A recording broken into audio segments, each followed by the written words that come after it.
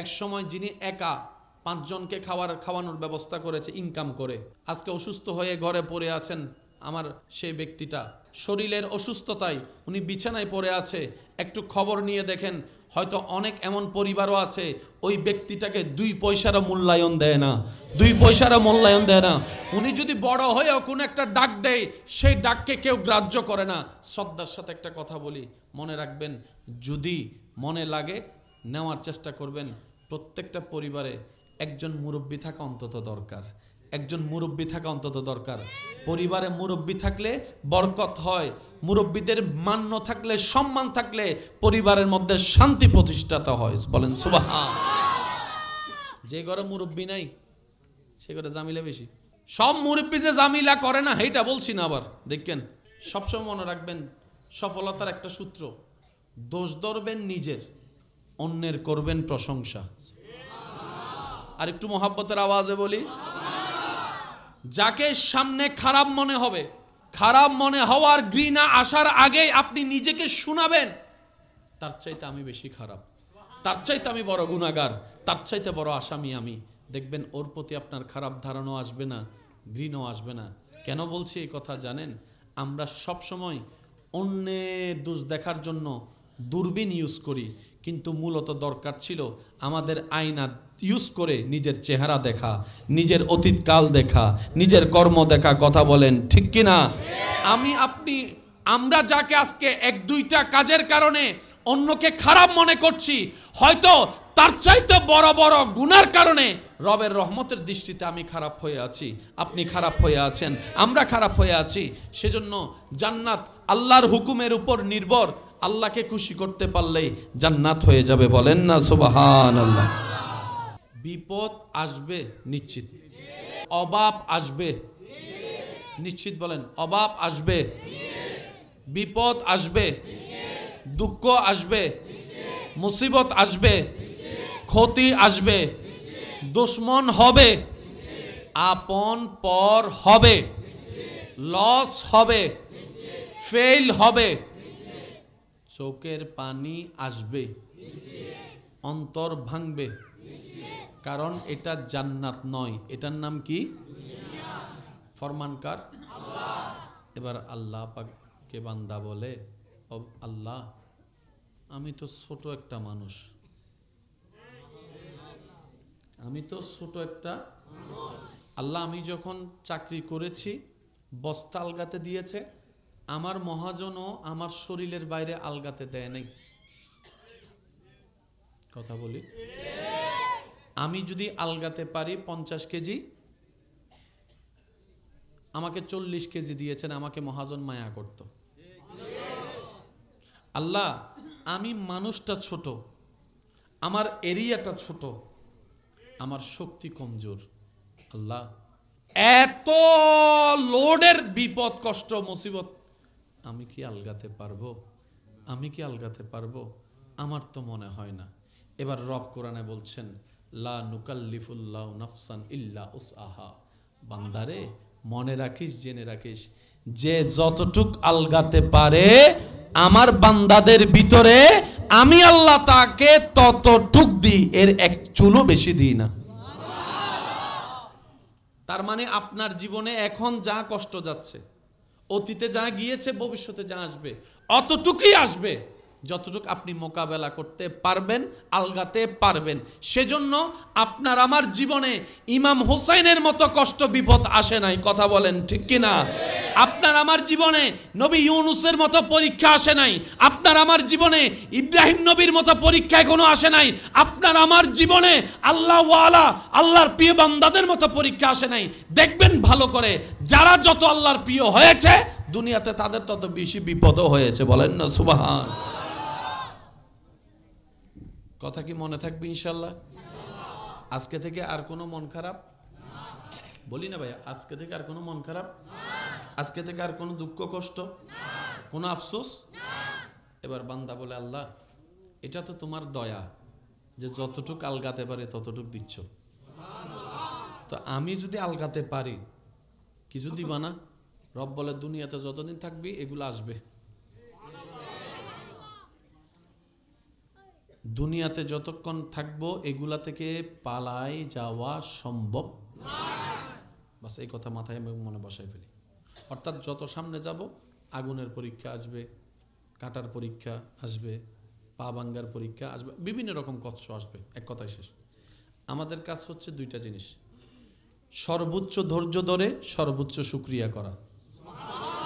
আরেকটু জোরে বলি, যদি সফলতা হতে চাই হা হুতাশ করা যাবে? বলেন, আফসোস করা যাবে? কারণ এগুলা করলে কি হবে, আপনি যত হা হুতাশ করেছেন এই জীবনে করবেন, তত আপনার হয়তো প্রেশার লো হবে, আর না হয় প্রেশার বাড়বে। আপনার রাতের ঘুমটা নষ্ট হবে, মেজাজ খিটমিটে থাকবে, ভালো সময়টাও নষ্ট হয়ে যাবে। লাভের লাভ কিচ্ছু হয় নাই, হবেও না। আর আপনি যদি ধৈর্য ধরে শুকরিয়া করতে পারেন, আপনার অন্ধকার সময়ও দেখবেন আপনি আল্লাহর রহমতে আলোর দেখা পেয়ে যাচ্ছেন। সুবহান আল্লাহ। আপনি শুকরিয়া করবেন হাজার কষ্টের ভিতরে, প্র্যাকটিস করে দেখবেন, কখনো আপনি পরীক্ষা করে দেখবেন, হাজার কষ্টের ভিতরে আপনি শুধু মন থেকে একবার আলহামদুলিল্লাহ বলার চেষ্টা করবেন, মুখের মধ্যে একটা মুস্কি হেসে দেখবেন সাথে সাথে আপনার ব্রেন এবং মন রিল্যাক্স হয়ে যাবে। হবে নাই বা কেন, আলা বিযিক্রিল্লাহে তাতমাইন্নুল কুলুব। রবের প্রশংসা জিকির যখনই করে বান্দা, অন্ধকার অশান্তি অন্তরে শান্তির দেখা মিলে যায়। অন্তর যখন সৃষ্টিকর্তার নাম শুনে, অশান্ত অন্তর শান্তি হয়ে যায়। সুবহানাল্লাহ। কতটুকু আপনার জীবনে কষ্ট আসবে, যতটুকু আপনি আমি আলগাতে, বলেন না, আলগাতে এর এক চুল বেশি। এবার বান্দা বলে, আল্লাহ যদি আমি আলগাতে পারি শুকরিয়ার সাথে, ধৈর্যের সাথে, আল্লাহ কিছু কি দিবা?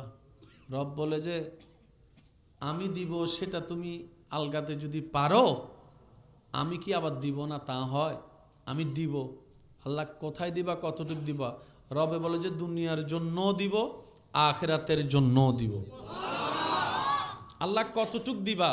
রব বলে যে যতটুক দিলে তোমার জন্য ইনসাফ হবে, আমি ততটুকুই দিব। একটু জোরে বলি না?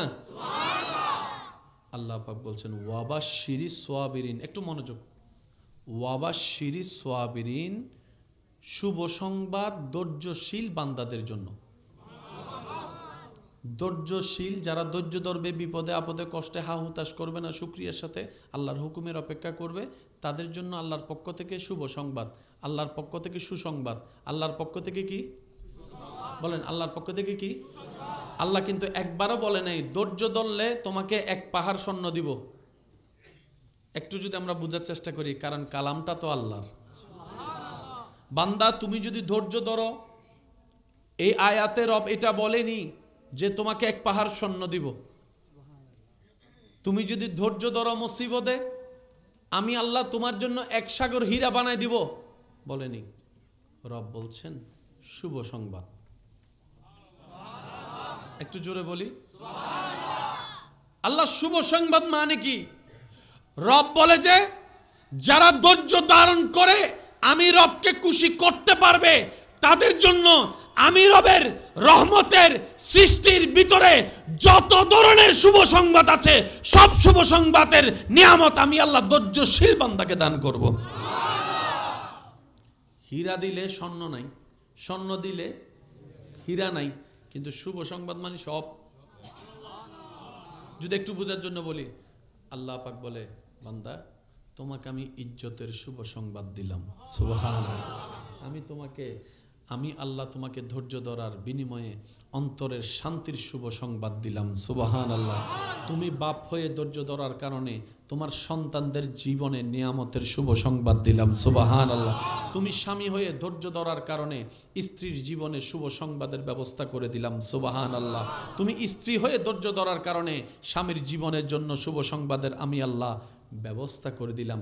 এইভাবে শুভ সংবাদ দিতে দিতে দিতে দিতে দিতে ধৈর্যশীল ব্যক্তিরা যখন আল্লাহর কাঠগড়ায় দাঁড়াবে, হাসরের ময়দানে আল্লাহর বিচারের কাঠগড়ায় দাঁড়াবে, আল্লাহু আকবার, আল্লাহু আকবার, আল্লাহ তাদেরকে এমন নিয়ামত দেওয়া শুরু করবেন হাসরের মাঠ থেকে, এমন অফার, এমন অপরচুনিটি, এমন সুযোগ এমনভাবে দেওয়া শুরু করবেন, আশেপাশের সবাই শুধু ওনাদেরকে দেখে ভাবতে থাকবে কে কে কে কে প্রশ্নকারী প্রশ্ন কে? অনেক বড় আল্লাহর প্রিয় বান্দা, র্যাঙ্কিং বড়, এমন কিছু? বলে যে না। তো কারা ওনারা? ফেরেশতা উত্তর দিবে, তারা সেই সমস্ত বান্দা যারা দুনিয়াতে হাজার মুসিবতের ভিতরেও আল্লাহর দিকে তাকানো ছাড়ে নাই, আল্লাহর রহমতের দিকে তাকাই থাকতো। এরা সেই সমস্ত বান্দারা যারা সব সময় না পাওয়ার হিসাব না করে পাওয়ার হিসাবটা করে রবের দরবারে শুকরিয়া করত।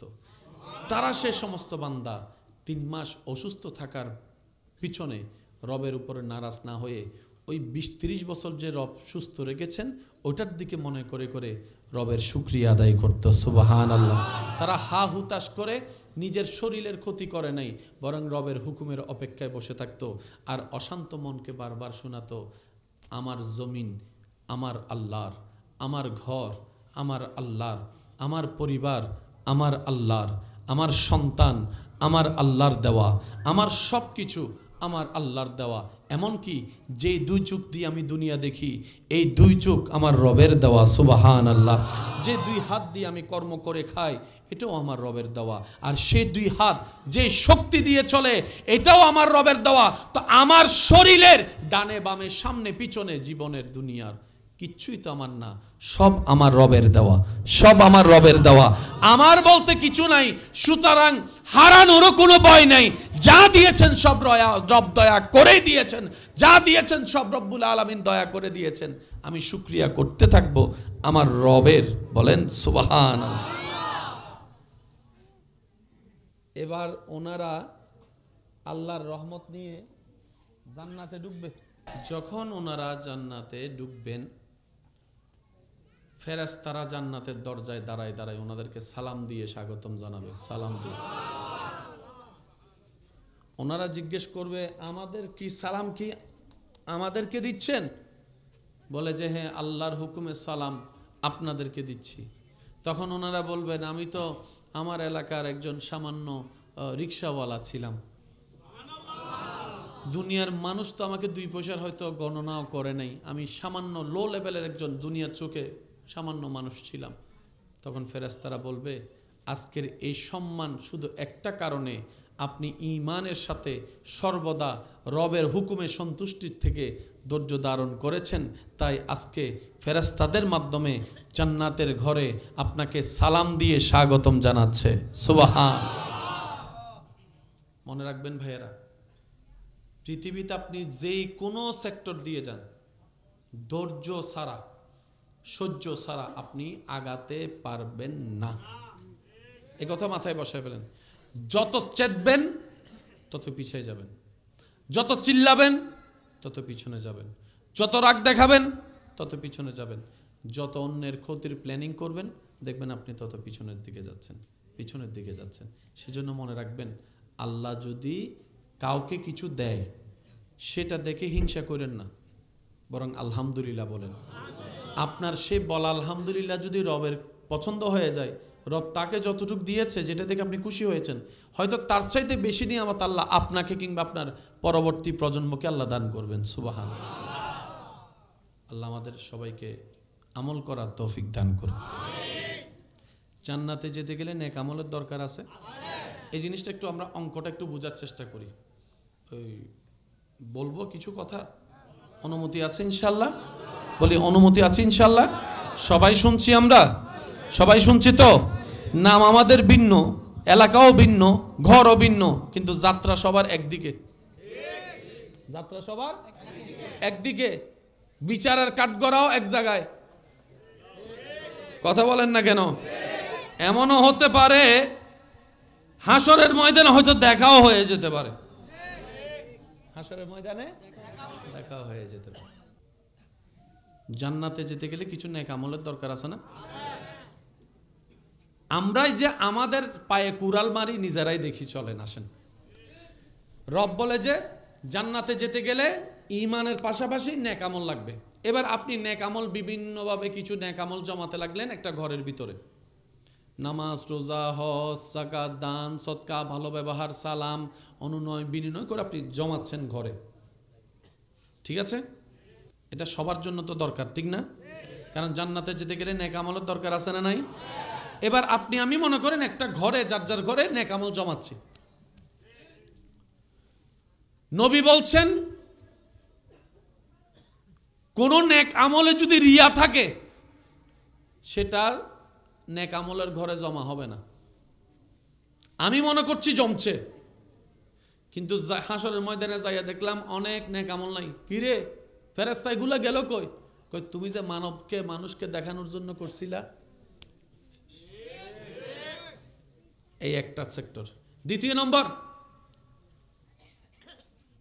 মানুষের গীবত বদনাম করলে নেক আমল চলে যায়। এবার আমি আমার দোষ হিসাব করছি, আপনি আপনার দোষ হিসাব করেন, টোটাল অঙ্কটা যেন মিলে। গীবত করলে নেক আমল নষ্ট হয়ে যায়, শেষ হয়ে যায়, নেক আমল আপনার চলে যায়। হিংসা করলে নেক আমল চলে যায়। অহংকার করলে নেক আমল চলে যায়। খোঁটা দিলে নেক আমল, বলেন না নেক আমল, সবগুলো বাদ দেন, 5টা হিসাব করেন। এবার টোটাল অঙ্কে দেখবেন হয়তো আমাদের জীবনের অনেক নেক আমল আমরাই নষ্ট করে ফেলেছি, মনে মনে এটা নিয়ত করে মানুষকে দেখানোর জন্য, মানুষ বাবা দিবে, হয়তো কোনো না কোনোভাবে হিংসার কারণে। আর সবগুলা বাদ দিল, একটা জায়গায় সবাই আটকে যাচ্ছি, সেটা হচ্ছে অন্যের গীবত করে করে, অন্যের বদনাম করে করে, অন্যের বদনাম করে করে, অন্যের নামে কথা লাগায় আপনার আমার নিজের নেক আমল নিজেরাই নষ্ট করে ফেলছি। কথা বলেন ঠিক কিনা? নিজের নেক আমল নিজে নষ্ট করে দিচ্ছি নিজের দোষে। আপনারটা যদি আমি করতাম তাহলে আপনি আমারে দোষ দিতেন, আমারটা যদি আপনি করতেন তাহলে আমি আপনারে দোষ দিতাম। এবার নিজের পায়ে নিজেই। এবার বলেন কার দোষ কারে দিব? সেজন্য মনে রাখবেন, নেক আমল যদি জমাতে চাই আমাদেরকে কয়েকটা জায়গায় ছিদ্র বন্ধ করতে হবে। সবার মনোযোগ চাচ্ছি, কঠিন নয়, সহজ। প্রথম দিকে যে কোনো কাজ তো কঠিন হবেই, প্র্যাকটিস করলে কঠিনও কি হয়ে যায়, সহজ। 1 নাম্বার একটু খেয়াল করেন,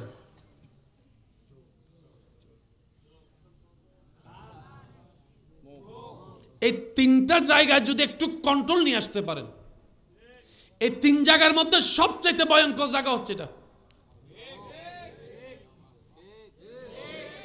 এবার নবীজির একটা হাদিস এখানে আনলেই পুরো জিনিসটা আপনার বুঝে চলে আসবে। নবীজি বলছেন, হে আমার উম্মত, তুমি আমাকে 2টা জিনিসের আমানত দাও, হেফাজতের জিম্মাদারি। তুমি কথা দাও যে 2টা জিনিস তুমি হেফাজত করবা, আমি নবী তোমাকে জান্নাতের গ্যারান্টি দিলাম। কয়টা জিনিস? ইয়া রাসূলুল্লাহ, সেই 2 জিনিস কি?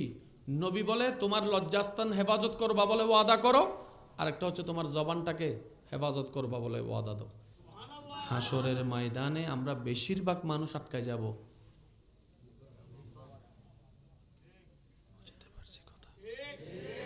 বুঝাইতে পারছি? এটা সবচেয়ে মারাত্মক।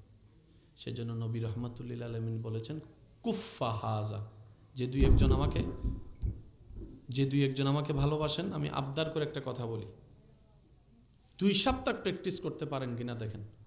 2 সপ্তাহ, এই 2 সপ্তাহ যদি আপনি কষ্ট করে একটু প্র্যাকটিস করতে পারেন, আপনি এই জায়গায় এমন নতুন নতুন কিছু শান্তির অনুভব করবেন যেটা অতীতে কখনো হয়ই নাই। নবী বলছেন, উম্মত কুফা হাজা, উস্কুত, শুনো বেশি বলো কম। এখানে আমার মাইকের আওয়াজের ভিতরে এমন অনেক পরিবার আছে আজকে অসুস্থ হয়ে ঘরে পড়ে আছেন। আমার সেই ব্যক্তিটা এক সময় যিনি একা 5 জনকে খাওয়ানোর ব্যবস্থা করেছে ইনকাম করে, আজকে বয়সের ভারে, শরীরের অসুস্থতায় উনি বিছানায় পড়ে আছে। একটু খবর নিয়ে দেখেন, হয়তো অনেক এমন পরিবারও আছে ওই ব্যক্তিটাকে 2 পয়সারও মূল্যায়ন দেয় না, 2 পয়সারও মূল্যায়ন দেয় না। উনি যদি বড় হয়েও কোনো একটা ডাক দেয়, সেই ডাককে কেউ গ্রাহ্য করে না। শ্রদ্ধার সাথে একটা কথা বলি, মনে রাখবেন, যদি মনে লাগে নেওয়ার চেষ্টা করবেন। প্রত্যেকটা পরিবারে একজন মুরব্বী থাকা অন্তত দরকার, একজন মুরব্বী থাকা অন্তত দরকার। পরিবারে মুরব্বী থাকলে বরকত হয়, মুরব্বীদের মান্য থাকলে, সম্মান থাকলে পরিবারের মধ্যে শান্তি প্রতিষ্ঠাত হয়। বলেন সুবহান। যে ঘরে মুরব্বী নাই সে ঘরে জামিলা বেশি। কথা বলেন না রে ভাইয়া। যে ঘরে মুরব্বী নাই সে ঘরে জামিলা বেশি। সব মুরব্বী যে জামিলা করে না সেইটা বলছি না, আবার দেখেন কথা হই এক মিজ্ঞানী লাগাই দেয় আরেক মিককে। ওই একখান হইলাম 5 ওয়াক্ত নামাজ পড়ানোর দরকার নাই, শুধু ইয়াং গড়িয়ারের কি টিকটক ফিকটক মিকটক বানাই ফেলি, উড়াই ফেলি মোকারাম বাড়ি হুজুর হইতে 5 ওয়াক্ত নামাজ পড়ানোর দরকার নাই। ও আগে পরে কিছু নাই, এই নমাতে আগে পরে কিছু নাই। হতার শুরু কি? আসসালামু আলাইকুম। ওয়ালাইকুম সালাম, কেমন আছেন? ভালো আছি। ভাই কোত্থেকে আসলেন? কোথায় যাবেন? ভাত খাইছেন? পরিবারের সবাই ভালো? এবার কথা যদি উঠল তো ঘর বেগুন বালা আসেনি দিতে হবে তো সালাম হোক। কথার একটা আকবাস বলেন না ভাই, কথার একটা আকবাস শুরু আছে, মিডলও আছে, শেষও। সেজন্য আমি আমার ভাইদেরকে বলবো, কখনো অনলাইনে এই 2 সেকেন্ড 5 সেকেন্ডের কিছু দেখে কাউকে ভুল বুঝেন না। সবসময় মনে রাখবেন, সফলতার একটা সূত্র, দোষ ধরবেন নিজের, অন্যের করবেন প্রশংসা। আর একটু মহাব্বতের আওয়াজে বলি, যাকে সামনে খারাপ মনে হবে, এই খারাপ মনে হয় আর খারাপ মনে হওয়ার ঘৃণা আসার আগেই আপনি নিজেকে শোনাবেন, তার চাইতে আমি বেশি খারাপ, তার চাইতে আমি বড় গুনাহগার, তার চাইতে বড় আসামি আমি। দেখবেন ওর প্রতি আপনার খারাপ ধারণাও আসবে না, ঘৃণাও আসবে না। কেন বলছি এই কথা জানেন? আমরা সব সময় অন্যের দোষ দেখার জন্য দূরবীন ইউজ করি, কিন্তু মূলত দরকার ছিল আমাদের আয়না ইউজ করে নিজের চেহারা দেখা, নিজের অতীতকাল দেখা, নিজের কর্ম দেখা। কথা বলেন ঠিক কিনা? আমরা যাকে আজকে 1-2টা কাজের কারণে অন্যকে খারাপ মনে করছি, হয়তো তার চাইতে বড় বড় গুনার কারণে রবের রহমতের দৃষ্টিতে আমি খারাপ হয়ে আছি, আপনি খারাপ হয়ে আছেন, আমরা খারাপ হয়ে আছি। সেজন্য জান্নাত আল্লাহর হুকুমের উপর নির্ভর। আল্লাহকে খুশি করতে পারলেই জান্নাত হয়ে যাবে। বলেন না সুবহানাল্লাহ। কষ্ট নিয়েছেন আমার কথায়? তাহলে আল্লাহ পরীক্ষা করবেন। বলি, এই যে ভবিষ্যৎ প্রধানমন্ত্রী কেন করতাম তার এই সহিতারা হল কিন্তু বইতে কিছু জান্নাতর ভুলক কল এলে বইতা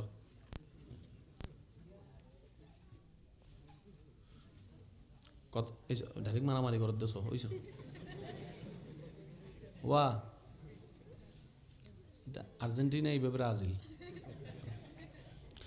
কত ভালো লাগে আমার নূর নবীর নাম, আরো ভালো লাগে নবীর দরুদ সালাম, নবীর দরুদ সালাম, নবীর দরুদ সালাম। কত ভালো লাগে আমার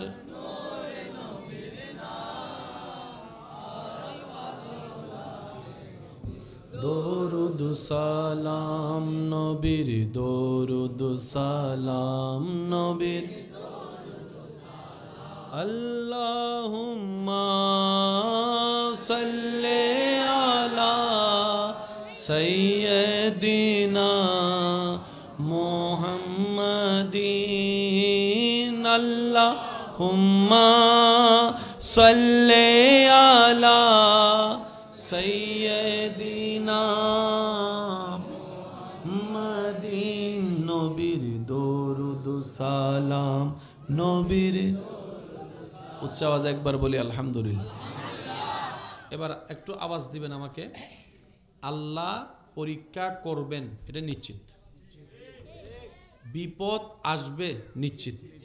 বলেন নিশ্চিতটা আপনারা বলবেন। অভাব আসবে নিশ্চিত। বলেন অভাব আসবে, বিপদ আসবে, দুঃখ আসবে, মুসিবত আসবে, ক্ষতি আসবে, দুশ্মন হবে, আপন পর হবে, লস হবে, ফেল হবে, চোখের পানি আসবে, অন্তর ভাঙবে।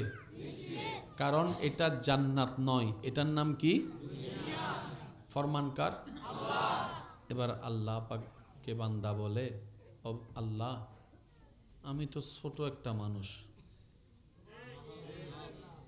আমি তো ছোট একটা আল্লাহ, আমি যখন চাকরি করেছি বস্তা আলগাতে দিয়েছে, আমার মহাজনও আমার শরীরের বাইরে আলগাতে দেয় নাই।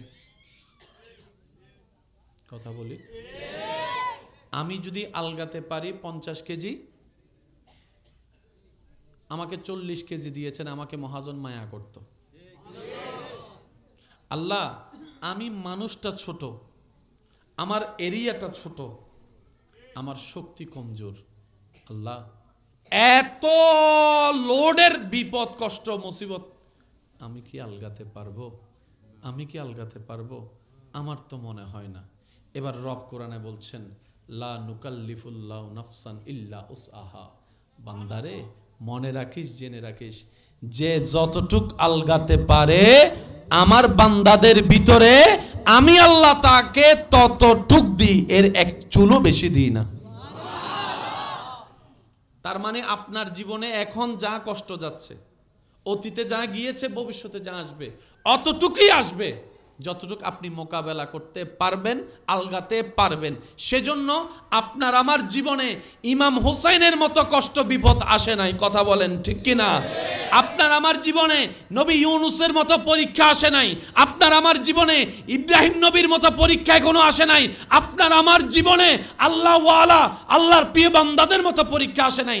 দেখবেন ভালো করে, যারা যত আল্লাহর প্রিয় হয়েছে দুনিয়াতে তাদের তত বেশি বিপদও হয়েছে। বলেন না সুবহান। কথা কি মনে থাকবে ইনশাল্লাহ? আজকে থেকে আর কোনো মন খারাপ বলি না ভাইয়া, আজকে থেকে আর কোনো মন খারাপ, আজকে থেকে আর কোনো দুঃখ কষ্ট, কোনো আফসোস। এবার বান্দা বলে, আল্লাহ, এটা তো তোমার দয়া যে যতটুক আলগাতে পারে ততটুক দিচ্ছ, তো আমি যদি আলগাতে পারি কিছু দিবা না? নয় সুবহানাল্লাহ নয়। আর তো মনত নাই এখন অবস্থানত বই ওয়াইজ করিস বাংলা। তাই যারা যারা জিন্দা আছে ভাই একবার হজ সুবহানাল্লাহ, মাশাআল্লাহ, আরেকবার জোরে হন সুবহানাল্লাহ। হতুনে বিরিয়ানির হজ বললে কেন অপেক্ষা করার বাংলা হদ দেও ফি যদি বই এলে তো হজ বল কেন কেন লার লাগার বলি হর। আচ্ছা ঠিক আছে বাজি, হানা দুই ফকার, হানা হ ফকার, গলদি ফেডর হানা, গলদি রুর হানা। ফেডর হানা হম বেশি করার বেগুনত আছে, আছে না? এন্ডাই শুধু শুধু রুর হানা লই বেল্লাই, ঠিক না? আর কেন জোর হন না, ঠিক না? ত্রিভুবনের প্রিয় মুহাম্মদ এলো রে দুনিয়ায়, সাগরে আকাশে বাতাসে দেখবি যদি আয়,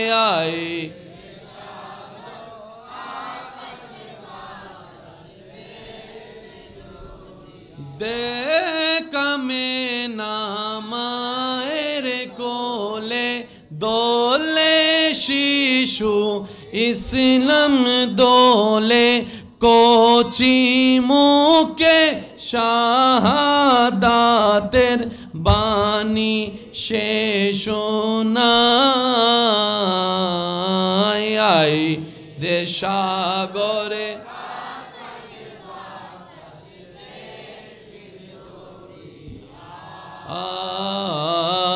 আয় রে সাগরে।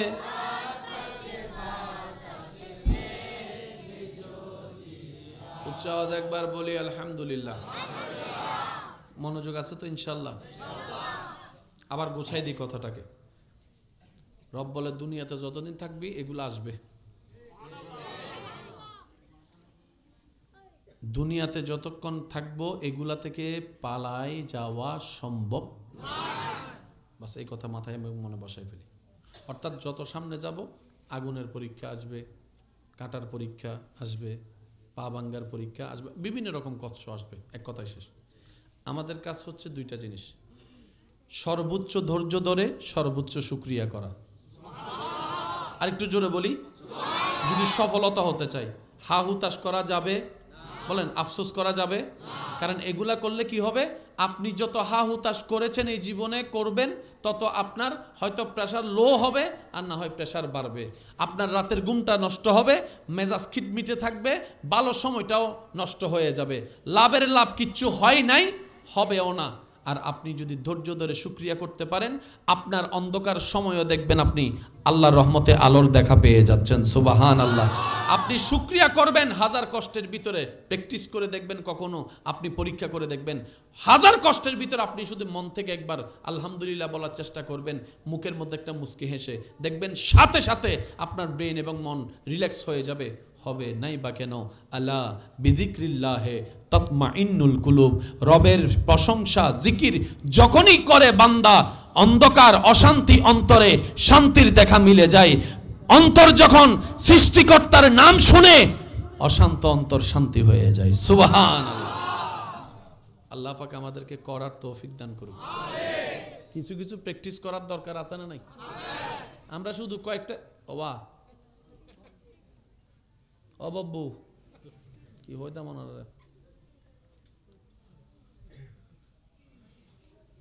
হতালরি যে গুদো ভাই, মনোযোগ নষ্ট হয়েছে। একবার দরুদ শরীফ পড়ি। আল্লাহুম্মা সাল্লি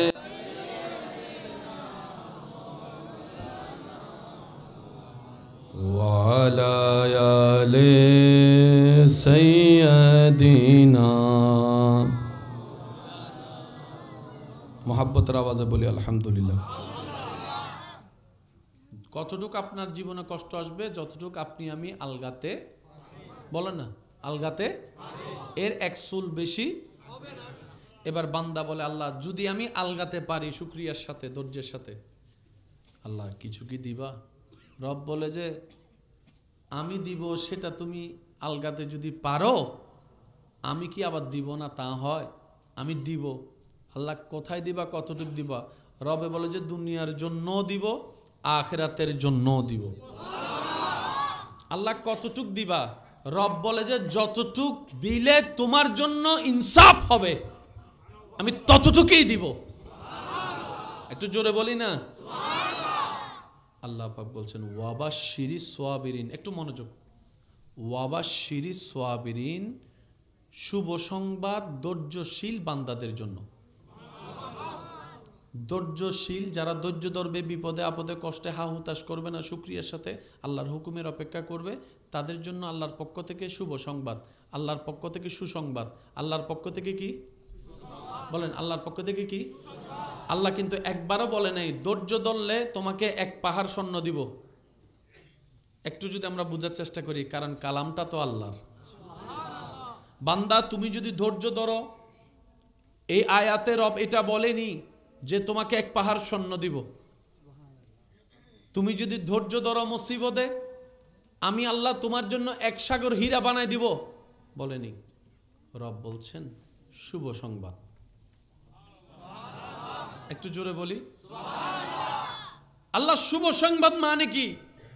রব বলে যে যারা ধৈর্য ধারণ করে আমি রবকে খুশি করতে পারবে, তাদের জন্য আমি রবের রহমতের সৃষ্টির ভিতরে যত ধরনের শুভ সংবাদ আছে, সব শুভ সংবাদের নিয়ামত আমি আল্লাহ ধৈর্যশীল বান্দাকে দান করব।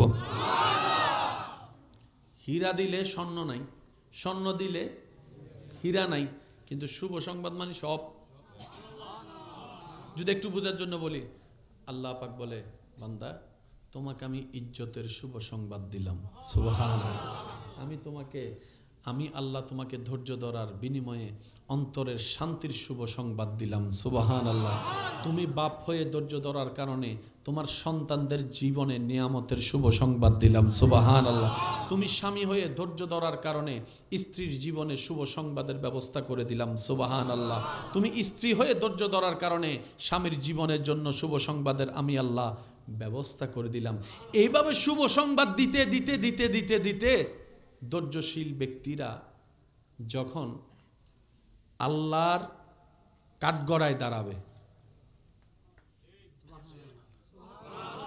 হাসরের ময়দানে আল্লাহর বিচারের কাঠগড়ায় দাঁড়াবে, আল্লাহু আকবার, আল্লাহু আকবার, আল্লাহ।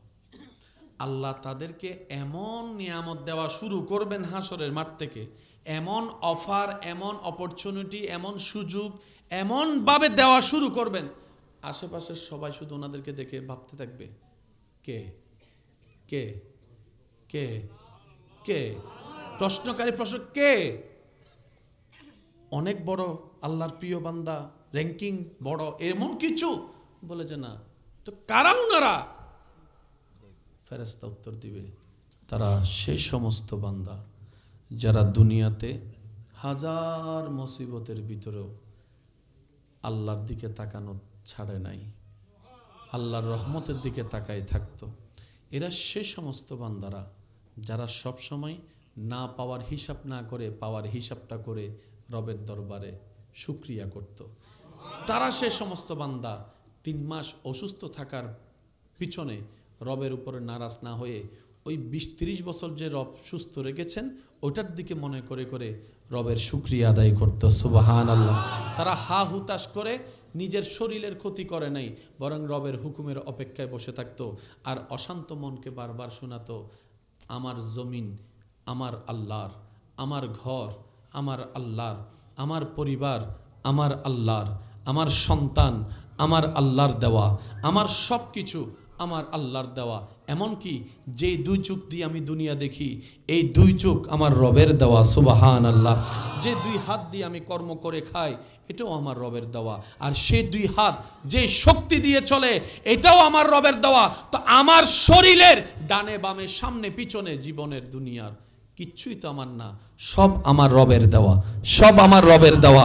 আমার বলতে কিছু নাই, সুতরাং হারানোরও কোনো ভয় নাই। যা দিয়েছেন সব রব দয়া করে দিয়েছেন, যা দিয়েছেন সব রব্বুল আলামিন দয়া করে দিয়েছেন। আমি শুকরিয়া করতে থাকবো আমার রবের। বলেন সুবহানাল্লাহ। এবার ওনারা আল্লাহর রহমত নিয়ে জান্নাতে ঢুকবে।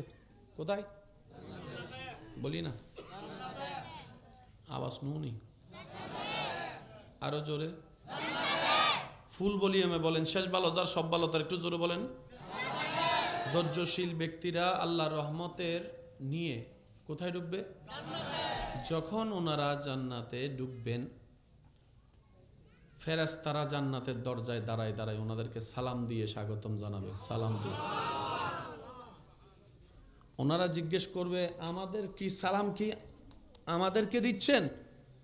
বলে যে হ্যাঁ, আল্লাহর হুকুমে সালাম আপনাদেরকে দিচ্ছি।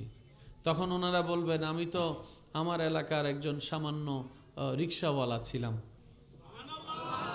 দুনিয়ার মানুষ তো আমাকে 2 পয়সার হয়তো গণনাও করে নাই, আমি সামান্য লো লেভেলের একজন দুনিয়ার চোখে সামান্য মানুষ ছিলাম। তখন ফেরেশতারা বলবে, আজকের এই সম্মান শুধু একটা কারণে, আপনি ঈমানের সাথে সর্বদা রবের হুকুমে সন্তুষ্টির থেকে ধৈর্য ধারণ করেছেন, তাই আজকে ফেরেশতাদের মাধ্যমে জান্নাতের ঘরে আপনাকে সালাম দিয়ে স্বাগতম জানাচ্ছে। সুবহান। মনে রাখবেন ভাইয়েরা, পৃথিবীতে আপনি যেই কোনো সেক্টর দিয়ে যান, ধৈর্য ছাড়া, সহ্য ছাড়া আপনি আগাতে পারবেন না। এই কথা মাথায় বসায় ফেলেন। যত চেতবেন তত পিছিয়ে যাবেন, যত চিল্লাবেন তত পিছনে যাবেন, যত রাগ দেখাবেন তত পিছনে যাবেন, যত অন্যের ক্ষতির প্ল্যানিং করবেন দেখবেন আপনি তত পিছনের দিকে যাচ্ছেন, পিছনের দিকে যাচ্ছেন। সেজন্য মনে রাখবেন, আল্লাহ যদি কাউকে কিছু দেয় সেটা দেখে হিংসা করেন না, বরং আলহামদুলিল্লাহ বলেন। আপনার সে বলা আলহামদুলিল্লাহ যদি রবের পছন্দ হয়ে যায়, রব তাকে যতটুকু দিয়েছে যেটা দেখে আপনি খুশি হয়েছেন, হয়তো তার চাইতে বেশি নিয়ামত আল্লাহ আপনাকে কিংবা আপনার পরবর্তী প্রজন্মকে আল্লাহ দান করবেন। সুবহানাল্লাহ। আল্লাহ আমাদের সবাইকে আমল করার তৌফিক দান করুন। জান্নাতে যেতে গেলে নেক আমলের দরকার আছে। এই জিনিসটা একটু আমরা অঙ্কটা একটু বোঝার চেষ্টা করি। ওই বলবো কিছু কথা, অনুমতি আছে ইনশাল্লাহ? বলি অনুমতি আছে ইনশাল্লাহ? সবাই শুনছি আমরা? সবাই শুনছি তো? নাম আমাদের ভিন্ন, এলাকাও ভিন্ন, ঘরও ভিন্ন, কিন্তু যাত্রা সবার একদিকে। যাত্রা সবার একদিকে, বিচারের কাঠগড়াও এক জায়গায়। কথা বলেন না কেন? এমনও হতে পারে হাসরের ময়দানে হয়তো দেখাও হয়ে যেতে পারে। হাসরের ময়দানে দেখা হয়ে যেতে পারে। ভাইয়া কি কি কিছু আছে কাগজ? কি কি নাম? মুনাজাতের নামও লাগে? ওরে আল্লাহ, একবার বলি আলহামদুলিল্লাহ। এই সব কথাগুলো আসলে দরকার আছে না নাই? জান্নাতে যেতে গেলে কিছু নেক আমলের দরকার আছে না? আমরাই যে আমাদের পায়ে কুড়াল মারি, নিজেরাই দেখি। চলেন আসেন। রব বলে যে জান্নাতে যেতে গেলে ঈমানের পাশাপাশি নেক আমল লাগবে। এবার আপনি নেক আমল বিভিন্নভাবে কিছু নেক আমল জমাতে লাগলেন একটা ঘরের ভিতরে। নামাজ, রোজা, হজ, যাকাত, দান, সদকা, ভালো ব্যবহার, সালাম, অনুনয় বিনিময় করে আপনি জমাচ্ছেন ঘরে। ঠিক আছে ভাইয়া, মনোযোগ। বাস বাস বাস, এটা সবার জন্য তো দরকার, ঠিক না? কারণ জান্নাতে যেতে গেলে নেক আমলের দরকার আছে না নাই? এবার আপনি আমি মনে করেন একটা ঘরে, যার যার ঘরে নেক আমল জমাচ্ছি। নবী বলছেন কোন নেক আমলে যদি রিয়া থাকে সেটা নেক আমলের ঘরে জমা হবে না। আমি মনে করছি জমছে, কিন্তু হাসরের ময়দানে যাইয়া দেখলাম অনেক নেক আমল নাই। কিরে ফেরেশতা এগুলা গেল কই? কই তুমি যে মানুষকে দেখানোর জন্য করছিলা। এই একটা সেক্টর। দ্বিতীয় নম্বর, মানুষের গীবত বদনাম করলে নেক আমল চলে যায়। এবার আমি আমার দোষ হিসাব করছি, আপনি আপনার দোষ হিসাব করেন, টোটাল অঙ্কটা যেন মিলে। গীবত করলে নেক আমল নষ্ট হয়ে যায়, শেষ হয়ে যায়, নেক আমল আপনার চলে যায়। হিংসা করলে নেক আমল চলে যায়। অহংকার করলে নেক আমল চলে যায়। খোঁটা দিলে নেক আমল, বলেন না নেক আমল, সবগুলো বাদ দেন, এই পাঁচটা হিসাব করেন। এবার টোটাল অঙ্কে দেখবেন হয়তো আমাদের জীবনের অনেক নেক আমল আমরাই নষ্ট করে ফেলেছি, মনে মনে এটা নিয়ত করে মানুষকে দেখানোর জন্য, মানুষ বাবা দিবে, হয়তো কোনো না কোনোভাবে হিংসার কারণে।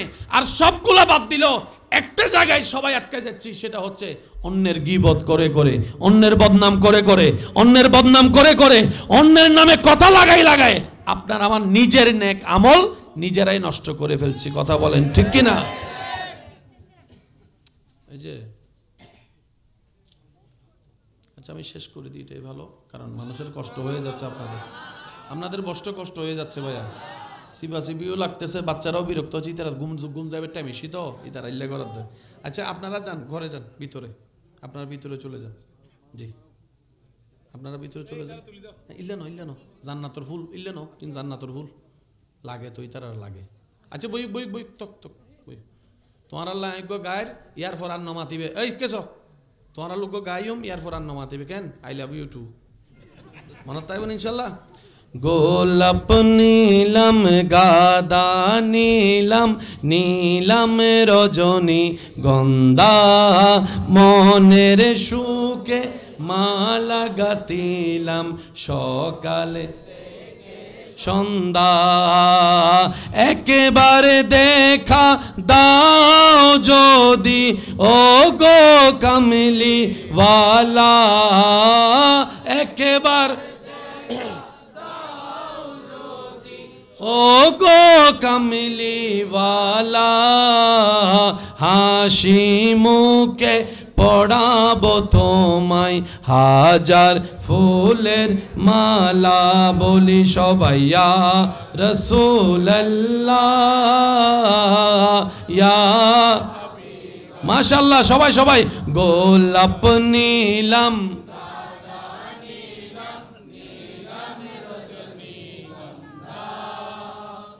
মনের সুখে সকাল থেকে একেবারে দেখা দাও যদি ও গো কামলি ওয়ালা, একেবারে দেখা ও গো কামলি ওয়ালা, হাসি মুখে পড়াবো তোমায় হাজার ফুলের সবাই একই আওয়াজে ইয়া রাসূলুল্লাহ ইয়া উচ্চ আওয়াজ একবার বলি মারহাবা। নিজের নেক আমল নিজে নষ্ট করে দিচ্ছি নিজের দোষে। আপনারটা যদি আমি করতাম তাহলে আপনি আমারে দোষ দিতেন, আমারটা যদি আপনি করতেন তাহলে আমি আপনারে দোষ দিতাম। এবার নিজের পায়ে নিজেই। এবার বলেন কার দোষ কারে দিব? সেজন্য মনে রাখবেন, নেক আমল যদি জমাতে চাই, ভাইয়া এই যে নেক আমল যদি আমরা জমাতে চাই, আমাদেরকে কয়েকটা জায়গায় ছিদ্র বন্ধ করতে হবে। সবার মনোযোগ চাচ্ছি, কঠিন নয়, সহজ। প্রথম দিকে যে কোনো কাজ তো কঠিন হবেই, প্র্যাকটিস করলে কঠিনও কি হয়ে যায়, সহজ। এক নাম্বার একটু খেয়াল করেন,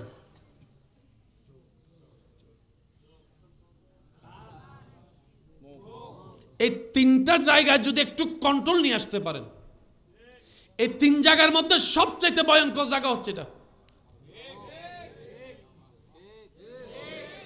এবার নবীজির একটা হাদিস এখানে আনলেই পুরা জিনিসটা আপনার বুঝে চলে আসবে।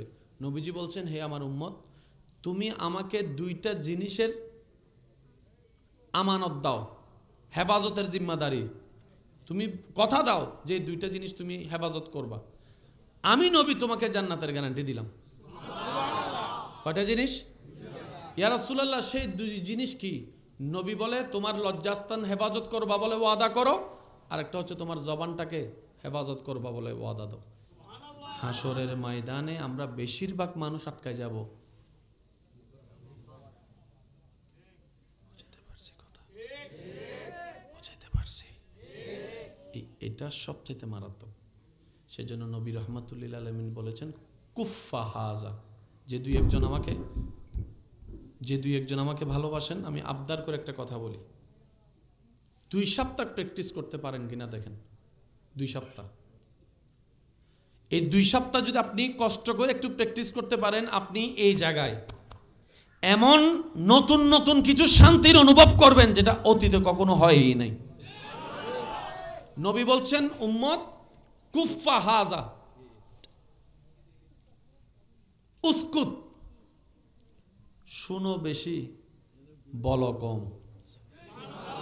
এক সময় যিনি একা 5 জনকে খাওয়ানোর ব্যবস্থা করেছে ইনকাম করে, আজকে অসুস্থ হয়ে ঘরে পড়ে আছেন আমার সেই ব্যক্তিটা। আজকে বয়সের ভারে, শরীরের অসুস্থতায় উনি বিছানায় পড়ে আছে। একটু খবর নিয়ে দেখেন, হয়তো অনেক এমন পরিবারও আছে ওই ব্যক্তিটাকে 2 পয়সারও মূল্যায়ন দেয় না, 2 পয়সারও মূল্যায়ন দেয় না। উনি যদি বড় হয়েও কোনো একটা ডাক দেয়, সেই ডাককে কেউ গ্রাহ্য করে না। শ্রদ্ধার সাথে একটা কথা বলি, মনে রাখবেন, যদি মনে লাগে নেওয়ার চেষ্টা করবেন। প্রত্যেকটা পরিবারে একজন মুরব্বী থাকা অন্তত দরকার, একজন মুরব্বী থাকা অন্তত দরকার। পরিবারে মুরব্বী থাকলে বরকত হয়, মুরব্বীদের মান্য থাকলে, সম্মান থাকলে পরিবারের মধ্যে শান্তি প্রতিষ্ঠিত হয়। বলেন সুবহান। যে ঘরে মুরব্বী নাই সে ঘরে জামিলা বেশি। সব মুরব্বী যে জামিলা করে না এইটা বলছি না, আবার দেখেন, সবসময় মনে রাখবেন, সফলতার একটা সূত্র, দোষ ধরবেন নিজের, অন্যের করবেন প্রশংসা।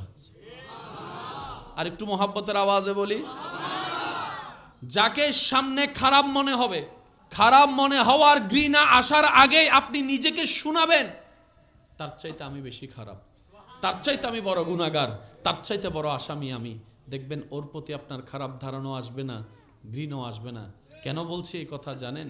আমরা সব সময় অন্যের দোষ দেখার জন্য দূরবীন ইউজ করি, কিন্তু মূলত দরকার ছিল আমাদের আয়না ইউজ করে নিজের চেহারা দেখা, নিজের অতীতকাল দেখা, নিজের কর্ম দেখা। কথা বলেন ঠিক কিনা? আমরা যাকে আজকে 1-2টা কাজের কারণে অন্যকে খারাপ মনে করছি, হয়তো তার চাইতে বড় বড় গুনার কারণে রবের রহমতের দৃষ্টিতে আমি খারাপ হয়ে আছি, আপনি খারাপ হয়ে আছেন, আমরা খারাপ হয়ে আছি। সেজন্য জান্নাত আল্লাহর হুকুমের উপর নির্ভর, আল্লাহকে খুশি করতে পারলেই জান্নাত হয়ে যাবে। বলেন না সুবহানাল্লাহ। বিপদ আসবে নিশ্চিত, অভাব আসবে নিশ্চিত। বলেন অভাব আসবে, বিপদ আসবে, দুঃখ আসবে, মুসিবত আসবে, ক্ষতি আসবে, দুশ্মন হবে, আপন পর হবে, লস হবে, ফেল হবে, চোখের পানি আসবে, অন্তর ভাঙবে, কারণ এটা জান্নাত নয়, এটার নাম কি? ফরমানকার আল্লাহ। এবার আল্লাহ পাককে বান্দা বলে, ও আল্লাহ, আমি তো ছোট একটা মানুষ,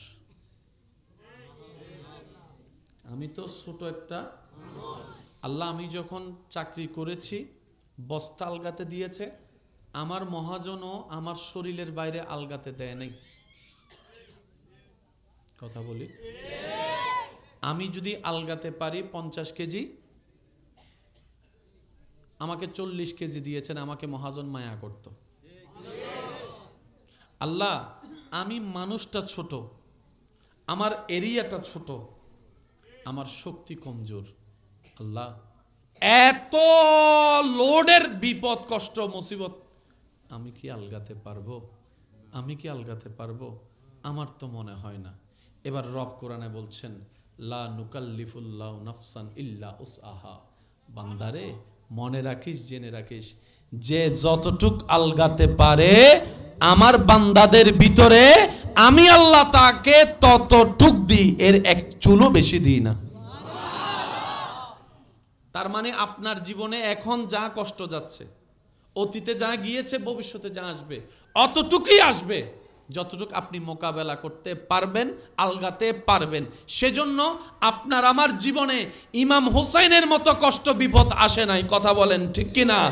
আপনার আমার জীবনে নবী ইউনুসের মতো পরীক্ষা আসে নাই। আপনার আমার জীবনে ইব্রাহিম নবীর মতো পরীক্ষা এখনো আসে নাই। আপনার আমার জীবনে আল্লাহ ওয়ালা, আল্লাহর প্রিয় বান্দাদের মতো পরীক্ষা আসে নাই। দেখবেন ভালো করে, যারা যত আল্লাহর প্রিয় হয়েছে দুনিয়াতে তাদের তত বেশি বিপদও হয়েছে। বলেন না সুবহান। কথা কি মনে থাকবে ইনশাল্লাহ? আজকে থেকে আর কোনো মন খারাপ বলি না ভাইয়া, আজকে থেকে আর কোনো মন খারাপ, আজকে থেকে আর কোনো দুঃখ কষ্ট, কোনো আফসোস। এবার বান্দা বলে, আল্লাহ, এটা তো তোমার দয়া যে যতটুক আলগাতে পারে ততটুক দিচ্ছ, তো আমি যদি আলগাতে পারি কিছু দিবা না? রব বলে, দুনিয়াতে যতদিন থাকবি এগুলো আসবে, দুনিয়াতে যতক্ষণ থাকবো এগুলা থেকে পালাই যাওয়া সম্ভব। বাস এই কথা মাথায় মনে বসাই ফেলি। অর্থাৎ যত সামনে যাব আগুনের পরীক্ষা আসবে, কাটার পরীক্ষা আসবে, পা ভাঙ্গার পরীক্ষা আসবে, বিভিন্ন রকম কষ্ট আসবে। এক কথায় শেষ। আমাদের কাজ হচ্ছে দুইটা জিনিস, সর্বোচ্চ ধৈর্য ধরে সর্বোচ্চ শুকরিয়া করা। আরেকটু জোরে বলি, যদি সফলতা হতে চাই, হা হুতাশ করা যাবে? বলেন, আফসোস করা যাবে? কারণ এগুলা করলে কি হবে, আপনি যত হা হুতাশ করেছেন এই জীবনে করবেন, তত আপনার হয়তো প্রেশার লো হবে, আর না হয় প্রেশার বাড়বে। আপনার রাতের ঘুমটা নষ্ট হবে, মেজাজ খিটমিটে থাকবে, ভালো সময়টাও নষ্ট হয়ে যাবে। লাভের লাভ কিচ্ছু হয় নাই, হবেও না। আর আপনি যদি ধৈর্য ধরে শুকরিয়া করতে পারেন, আপনার অন্ধকার সময়ও দেখবেন আপনি আল্লাহর রহমতে আলোর দেখা পেয়ে যাচ্ছেন। সুবহানাল্লাহ। আপনি শুকরিয়া করবেন হাজার কষ্টের ভিতরে, প্র্যাকটিস করে দেখবেন, কখনো আপনি পরীক্ষা করে দেখবেন, হাজার কষ্টের ভিতরে আপনি শুধু মন থেকে একবার আলহামদুলিল্লাহ বলার চেষ্টা করবেন, মুখের মধ্যে একটা মুস্কি হেসে দেখবেন সাথে সাথে আপনার ব্রেন এবং মন রিল্যাক্স হয়ে যাবে। হবে নাই বা কেন, আলা বিযিক্রিল্লাহে তাতমাইন্নুল কুলুব। রবের প্রশংসা জিকির যখনই করে বান্দা, অন্ধকার অশান্তি অন্তরে শান্তির দেখা মিলে যায়। অন্তর যখন সৃষ্টিকর্তার নাম শুনে, অশান্ত অন্তর শান্তি হয়ে যায়। সুবহানাল্লাহ। কতটুকু আপনার জীবনে কষ্ট আসবে, যতটুকু আপনি আমি আলগাতে, বলেন না, আলগাতে এর এক চুল বেশি হবে না। এবার বান্দা বলে, আল্লাহ, যদি আমি আলগাতে পারি শুকরিয়ার সাথে, ধৈর্যের সাথে, আল্লাহ কিছু কি দিবা? রব বলে যে আমি দিব, সেটা তুমি আলগাতে যদি পারো, আমি কি আবার দিব না? তা হয়, আমি দিব। আল্লাহ কোথায় দিবা, কতটুক দিবা? রবে বলে যে দুনিয়ার জন্য দিব, আখিরাতের জন্য দিব। আল্লাহ কতটুক দিবা? রব বলে যে যতটুক দিলে তোমার জন্য ইনসাফ হবে, আমি ততটুকুই দিব। একটু জোরে বলি না? আল্লাহ পাক বলছেন ওয়াবাশশিরিস সাবিরিন, একটু মনোযোগ, ওয়াবাশশিরিস সাবিরিন, শুভ সংবাদ ধৈর্যশীল বান্দাদের জন্য। ধৈর্যশীল যারা ধৈর্য ধরবে, বিপদে আপদে কষ্টে হা হুতাশ করবে না, শুকরিয়ার সাথে আল্লাহর হুকুমের অপেক্ষা করবে, তাদের জন্য আল্লাহর পক্ষ থেকে শুভ সংবাদ, আল্লাহর পক্ষ থেকে সুসংবাদ। আল্লাহর পক্ষ থেকে কি বলেন? আল্লাহর পক্ষ থেকে কি? আল্লাহ কিন্তু একবারও বলে নাই ধৈর্য ধরলে তোমাকে এক পাহাড় স্বর্ণ দিব। একটু যদি আমরা বোঝার চেষ্টা করি, কারণ কালামটা তো আল্লাহর। বান্দা তুমি যদি ধৈর্য ধরো, এই আয়াতে রব এটা বলেনি যে তোমাকে এক পাহাড় স্বর্ণ দিব। তুমি যদি ধৈর্য ধরো মুসিবতে, আমি আল্লাহ তোমার জন্য এক সাগর হীরা বানাই দিব, বলেনি। রব বলছেন শুভ সংবাদ। একটু জোরে বলি আল্লাহ শুভ সংবাদ মানে কি? রব বলে যে যারা ধৈর্য ধারণ করে আমি রবকে খুশি করতে পারবে, তাদের জন্য আমি রবের রহমতের সৃষ্টির ভিতরে যত ধরনের শুভ সংবাদ আছে, সব শুভ সংবাদের নিয়ামত আমি আল্লাহ ধৈর্যশীল বান্দাকে দান করব। হীরা দিলে স্বর্ণ নাই, স্বর্ণ দিলে হীরা নাই, কিন্তু শুভ সংবাদ মানে সব। যদি একটু বোঝার জন্য বলি, আল্লাহ পাক বলে বান্দা তোমাকে আমি ইজ্জতের শুভ সংবাদ দিলাম, সুবহানাল্লাহ। আমি আল্লাহ তোমাকে ধৈর্য ধরার বিনিময়ে অন্তরের শান্তির শুভ সংবাদ দিলাম, সুবহানাল্লাহ। তুমি বাপ হয়ে ধৈর্য ধরার কারণে তোমার সন্তানদের জীবনে নিয়ামতের শুভ সংবাদ দিলাম, সুবহানাল্লাহ। তুমি স্বামী হয়ে ধৈর্য ধরার কারণে স্ত্রীর জীবনে শুভ সংবাদের ব্যবস্থা করে দিলাম, সুবহানাল্লাহ। তুমি স্ত্রী হয়ে ধৈর্য ধরার কারণে স্বামীর জীবনের জন্য শুভ সংবাদের আমি আল্লাহ ব্যবস্থা করে দিলাম। এইভাবে শুভ সংবাদ দিতে দিতে দিতে দিতে দিতে ধৈর্যশীল ব্যক্তিরা যখন আল্লাহর কাঠগড়ায় দাঁড়াবে,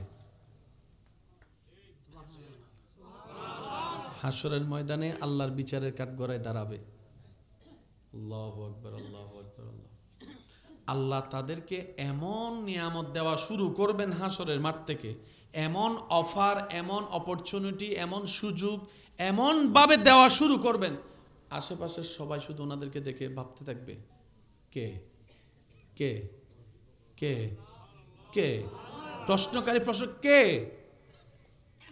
অনেক বড় আল্লাহর প্রিয় বান্দা, র্যাঙ্কিং বড়, এমন কিছু বলে যে না, তো কারা ওনারা? ফেরেশতা উত্তর দিবে তারা সেই সমস্ত বান্দা যারা দুনিয়াতে হাজার মুসিবতের ভিতরেও আল্লাহর দিকে তাকানো ছাড়ে নাই, আল্লাহর রহমতের দিকে তাকাই থাকতো। এরা সে সমস্ত বান্দারা যারা সব সময় না পাওয়ার হিসাব না করে পাওয়ার হিসাবটা করে রবের দরবারে শুকরিয়া করত। তারা সে সমস্ত বান্দা 3 মাস অসুস্থ থাকার পিছনে রবের উপরে নারাজ না হয়ে ওই 20-30 বছর যে রব সুস্থ রেখেছেন ওটার দিকে মনে করে করে রবের শুকরিয়া আদায় করত, সুবহানাল্লাহ।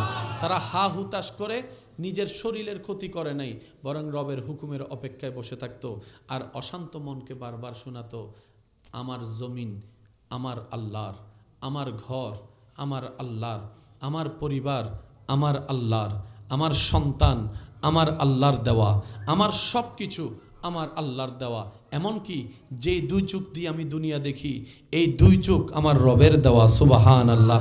যে 2 হাত দিয়ে আমি কর্ম করে খাই এটাও আমার রবের দেওয়া, আর সেই 2 হাত যে শক্তি দিয়ে চলে এটাও আমার রবের দেওয়া। তো আমার শরীরের ডানে বামে সামনে পিছনে জীবনের দুনিয়ার কিচ্ছুই তো আমার না, সব আমার রবের দেওয়া, সব আমার রবের দেওয়া। আমার বলতে কিছু নাই, সুতরাং হারানোরও কোনো ভয় নাই। যা দিয়েছেন সব রব দয়া করে দিয়েছেন, যা দিয়েছেন সব রব্বুল আলামিন দয়া করে দিয়েছেন। আমি শুকরিয়া করতে থাকবো আমার রবের, বলেন সুবহানাল্লাহ। এবার ওনারা আল্লাহর রহমত নিয়ে জান্নাতে ঢুকবে। যখন ওনারা জান্নাতে ঢুকবেন, ফেরেশতারা জান্নাতের দরজায় দাঁড়ায় দাঁড়ায় ওনাদেরকে সালাম দিয়ে স্বাগতম জানাবে, সালাম দিয়ে। ওনারা জিজ্ঞেস করবে আমাদের কি সালাম কি আমাদেরকে দিচ্ছেন? বলে যে হ্যাঁ, আল্লাহর হুকুমে সালাম আপনাদেরকে দিচ্ছি। তখন ওনারা বলবেন, আমি তো আমার এলাকার একজন সামান্য রিক্সাওয়ালা ছিলাম, দুনিয়ার মানুষ তো আমাকে 2 পয়সার হয়তো গণনাও করে নাই, আমি সামান্য লো লেভেলের একজন দুনিয়ার চোখে সামান্য মানুষ ছিলাম।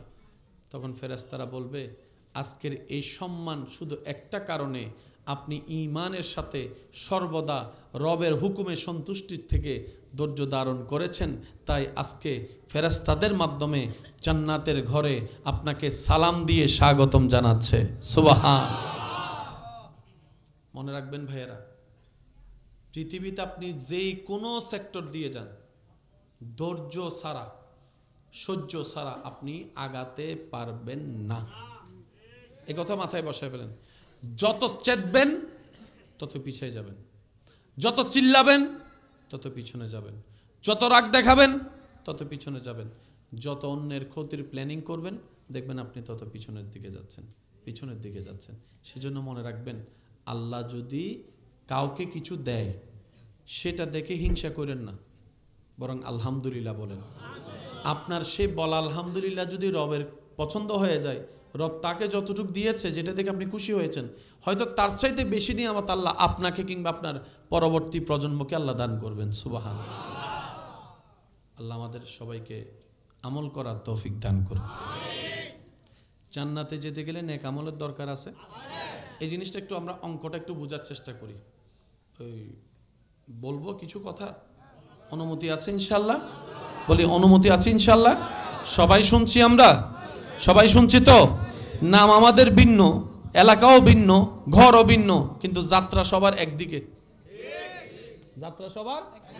একদিকে, বিচারের কাঠগড়াও এক জায়গায়। কথা বলেন না কেন? এমনও হতে পারে হাসরের ময়দানে হয়তো দেখাও হয়ে যেতে পারে, দেখাও হয়ে যেতে পারে। জান্নাতে যেতে গেলে কিছু নেক আমলের দরকার আছে না? আমরাই যে আমাদের পায়ে কুড়াল মারি, নিজেরাই দেখি। চলেন আসেন, রব বলে যে জান্নাতে যেতে গেলে ঈমানের পাশাপাশি নেক আমল লাগবে। এবার আপনি নেক আমল বিভিন্নভাবে কিছু নেক আমল জমাতে লাগলেন একটা ঘরের ভিতরে। নামাজ, রোজা, হজ, যাকাত, দান, সদকা, ভালো ব্যবহার, সালাম, অনুনয় বিনিময় করে আপনি জমাচ্ছেন ঘরে। ঠিক আছে, এটা সবার জন্য তো দরকার, ঠিক না? কারণ জান্নাতে যেতে গেলে নেক আমলের দরকার আছে না নাই? এবার আপনি আমি মনে করেন একটা ঘরে, যার যার ঘরে নেক আমল জমাচ্ছি। নবী বলছেন, কোন নেক আমলে যদি রিয়া থাকে সেটা নেক আমলের ঘরে জমা হবে না। আমি মনে করছি জমছে, কিন্তু হাসরের ময়দানে যাইয়া দেখলাম অনেক নেক আমল নাই। কিরে ফেরেশতা এগুলা গেল কই? কই তুমি যে মানুষকে দেখানোর জন্য করছিলা। এই একটা সেক্টর। দ্বিতীয় নম্বর, মানুষের গীবত বদনাম করলে নেক আমল চলে যায়। এবার আমি আমার দোষ হিসাব করছি, আপনি আপনার দোষ হিসাব করেন, টোটাল অঙ্কটা যেন মিলে। গীবত করলে নেক আমল নষ্ট হয়ে যায়, শেষ হয়ে যায়, নেক আমল আপনার চলে যায়। হিংসা করলে নেক আমল চলে যায়। অহংকার করলে নেক আমল চলে যায়। খোঁটা দিলে নেক আমল, বলেন না নেক আমল, সবগুলো বাদ দেন, 5টা হিসাব করেন। এবার টোটাল অঙ্কে দেখবেন হয়তো আমাদের জীবনের অনেক নেক আমল আমরাই নষ্ট করে ফেলেছি, মনে মনে এটা নিয়ত করে মানুষকে দেখানোর জন্য, মানুষ বাবা দিবে, হয়তো কোনো না কোনোভাবে হিংসার কারণে। আর সবগুলা বাদ দিল, একটা জায়গায় সবাই আটকে যাচ্ছি, সেটা হচ্ছে অন্যের গীবত করে করে, অন্যের বদনাম করে করে, অন্যের বদনাম করে করে, অন্যের নামে কথা লাগায় আপনার আমার নিজের নেক আমল নিজেরাই নষ্ট করে ফেলছি। কথা বলেন ঠিক কিনা? নিজের নেক আমল নিজে নষ্ট করে দিচ্ছি নিজের দোষে। আপনারটা যদি আমি করতাম তাহলে আপনি আমারে দোষ দিতেন, আমারটা যদি আপনি করতেন তাহলে আমি আপনারে দোষ দিতাম। এবার নিজের পায়ে নিজেই। এবার বলেন কার দোষ কারে দিব? সেজন্য মনে রাখবেন, নেক আমল যদি জমাতে চাই আমাদেরকে কয়েকটা জায়গায় ছিদ্র বন্ধ করতে হবে। সবার মনোযোগ চাচ্ছি, কঠিন নয়, সহজ। প্রথম দিকে যে কোনো কাজ তো কঠিন হবেই, প্র্যাকটিস করলে কঠিনও কি হয়ে যায়, সহজ। এক নাম্বার একটু খেয়াল করেন,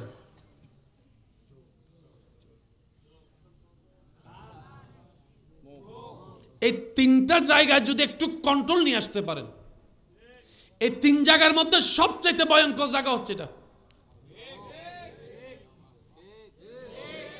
এবার নবীজির একটা হাদিস এখানে আনলেই পুরা জিনিসটা আপনার বুঝে চলে আসবে। নবীজি বলছেন, হে আমার উম্মত, তুমি আমাকে দুইটা জিনিসের আমানত দাও, হেফাজতের জিম্মাদারি, তুমি কথা দাও যে এই দুইটা জিনিস তুমি হেফাজত করবা, আমি নবী তোমাকে জান্নাতের গ্যারান্টি দিলাম। কয়টা জিনিস? ইয়া রাসূলুল্লাহ, সেই দুই জিনিস কি? নবী বলে, তোমার লজ্জাস্থান হেফাজত করবা বলে ওয়াদা করো, আর একটা হচ্ছে তোমার জবানটাকে হেফাজত করবা বলে ওয়াদা দাও। হাসরের ময়দানে আমরা বেশিরভাগ মানুষ আটকায় যাব। বুঝাইতে পারছি কথা? বুঝাইতে পারছি? এটা সবচেয়ে মারাত্মক। সেজন্য নবী রহমাতুল্লিল আলামিন বলেছেন, কুফফা হাজা, যে দুই একজন আমাকে ভালোবাসেন, আমি আবদার করে একটা কথা বলি, 2 সপ্তাহ প্র্যাকটিস করতে পারেন কিনা দেখেন। 2 সপ্তাহ, এই 2 সপ্তাহ যদি আপনি কষ্ট করে একটু প্র্যাকটিস করতে পারেন, আপনি এই জায়গায় এমন নতুন নতুন কিছু শান্তির অনুভব করবেন যেটা অতীতে কখনো হয়ই নাই। নবী বলছেন, উম্মত কুফফা হাজা, উসকুত, শুনো বেশি বলো কম।